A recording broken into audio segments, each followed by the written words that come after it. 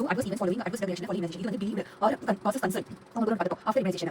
So அது medical incident after immunization believed that is caused by immunization. So அதனால 15 to 30 minutes உட்கார வச்சு பார்க்கறாங்க. So இது வந்து டைம் கேக்குறாங்க. அப்ப வந்து வீட்டுல உட்கார வச்சிருக்கோம். அது நம்மளோட ப்ராப்ளம் இல்லனா அவங்க வந்து ICU அப்படின்ற மாதிரி வந்து வேக்சின் ரிலேட்டட் வந்து inter properties management programme related வந்து டிரான்ஸ்போர்ட் ஸ்டோரேஜ் இல்ல கொடுத்தவங்க பேஸ் பண்ணி அந்த ப்ராப்ளம் இருக்கு. So கோயின்சிடென்டல் அப்படின்றது நடக்குது வேக்சின் போட முடியல. அப்ப இன்ஜெக்ஷன் ரியாக்ஷன் ICC அப்படின்றது கோயின்சிடென்ட் இன்ஜெக்ஷன் ரியாக்ஷன் அப்படின்றது anxiety pain அது வந்து ஜொர வரதான் வந்து இருக்காங்க வேக்சின் ரியாக்ஷன் அப்படின்றது எப்படி வந்து BCG லிம்ஃபோடைட்டிஸ் வந்து BCG டியூபரோசிஸ் டியூபரல் லிம்ஃபோடைட்டிஸ் பத்தி அது ஓகேவா BCG ஸ்கார் வருது ஓகேவா ஹெப்படைட்டிஸ் B அப்படின்றது வந்து கால போடுறது அனாஃபிலாக்சிஸ். So ரெண்டு முடிச்சு மீசல்ஸ் அப்படின்றது ஒரு மீசல் வந்து த்ரோம்போசைட்டோசிஸ் இன்னொரு மீசல் வந்து இன்னொரு மீசல் வந்து டாக்ஸிக் ஷாக் சிண்ட்ரோம் ரெண்டு T ஒரு T toxic shock syndrome thrombocytosis ஒரு வந்து அசோசியேட்டட் அதுக்கு வந்து டெட்டானஸ் அப்படின்றது வந்து போடுறது ரீகன்வைட்டிஸ் வந்து அனாஃபிலாக்சிஸ் வருது.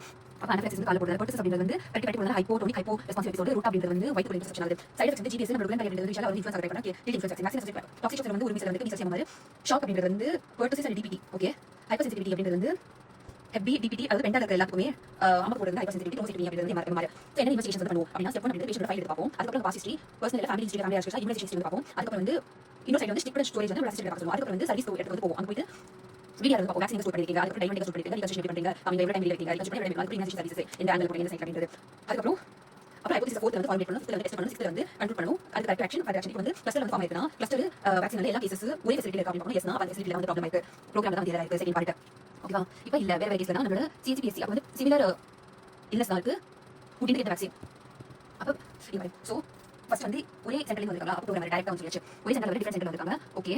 அப்ப ரெண்டு மூணு சென்டர்ல ப்ராப்ளம் இருக்கு. அப்ப இம்யூனைஸ் நாட் இம்யூனைஸ்ட் இருக்கா அப்படி சொல்லி கேப்போம். அப்ப இருக்குனா கோயின்சிடென்ட் இருக்கா இல்லனா நம்ம என்ன ப்ரோக்ராம் என்ன அக்செப்ட் பண்ணிக்கலாம் ஓகேவா.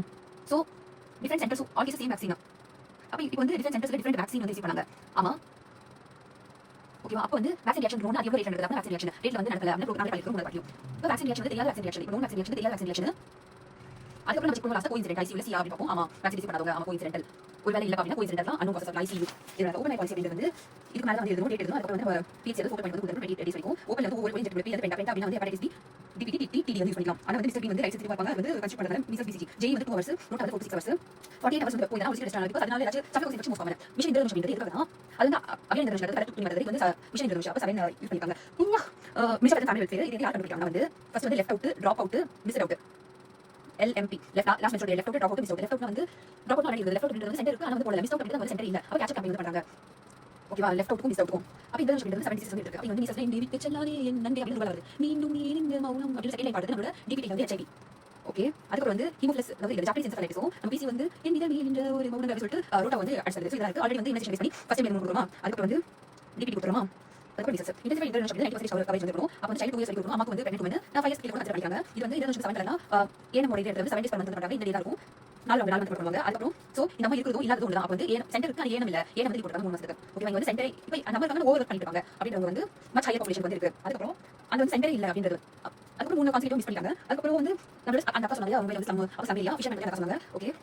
அபெல் பிரசம் அதுக்கு கன்ஸ்ட்ரக்ஷன் சைட் மைண்ட் டிஃபிஷியன்சி ஹார்ட் ரிச் மலைவாழ் மக்கள் வந்து ரொம்ப ஹார்ட் ரிச் சில ஹார்ட் இண்டிகேட் மிசஸ் நியூனிட் டென்ஸ் வந்து மொபைல் அப்படிங்கிறது வந்து கல்காயா அப்படிங்கிறது இம்யூனைசேஷன் பண்ணாங்க. ஹர்ட் இண்டிகேட் அப்படிங்கிறது வந்து இதோட டெஃபினிஷன் பாரு spread from person to person is unlikely ஓகேவா. எப்பனா sufficient proportion of population is infectious immune to certain diseases இன்னொரு டெஃபினிஷன் பெட்டர் டெஃபினிஷன் அப்படிங்கிறது வந்து இப்போ இன்ஃபெக்ஷஸ் ஏஜென்ட் வெர்ஜின் பாப்புலேஷன்ல வருது அவர்ஜின் வந்து very low immunity no immunity இந்த செகண்டரி அட்டாக் ரேட் வந்து அதிகமா இருக்கும் ஃபெட்டாலிட்டி வந்து அதிகமா இருக்கும். அப்ப ஹர்ட் வந்து குரூப் ப்ரொடெக்ஷன் கம்யூனிட்டி வந்து ரெசிஸ்டன்ஸ் ஆகுது. சோ இம்யூனாலஜிக்கல் பேரியர் வந்து கிரியேட் ஆயிருக்கு. ஹர்ட் அப்ப எப்படி வந்து இம்ப்ரூவ் பண்ணுவாங்க உங்களுக்கு வேக்சின் போட்டு இம்யூனைசேஷன் யூஸ் பண்ணி உங்களுக்கு ஆல்ரெடி டிசீஸ் வந்து ஹர்ட் ஸ்ட்ரக்சர் அப்படிங்கிறது வந்து என்ன டிபெண்ட் ஆகுது பாப்புலேஷன் மேல டிபெண்ட் ஆகாம அது டிரான்ஸ்மிஷன் அது வெக்டர் பேஸ் பண்ணி அனிமல் மூவ் பண்ணி கொஞ்சம் environmental factors social factors depend ஆகுது. இம்யூனிட்டி வந்து ஒரு டிசீஸ் வந்து 2 டாக்ஸ் சுத்தி வந்து நம்ம பேரியர் கிரியேட் பண்றோம் வேக்சின் போடுறோம்.